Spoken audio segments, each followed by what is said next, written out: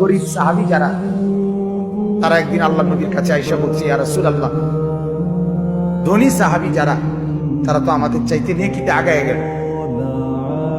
আল্লাহ নবী বললেন, কেন?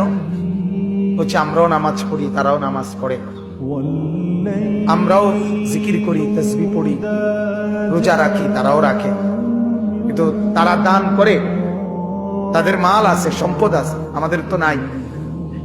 আমরা দান সদকা করতে পারি না, যাকাত দিতে পারি না।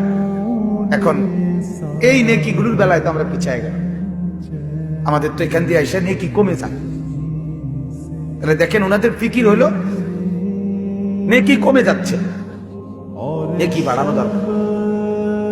আল্লাহ নবী সাল্লাল্লাহু আলাইহি সাল্লাম তখন বললেন, তোমরা 33 বার সুবহানাল্লাহ, 33 বার আলহামদুলিল্লাহ, 34 বার আল্লাহু আকবার, 5 ওয়াক্ত নামাজের পরে তোমরা এই 3 তাসবিহ আমল করবা, আল্লাহ তাআলা তোমাদেরকে ওই ধনী সাহাবীদের সমপরিমাণ নেকি দান।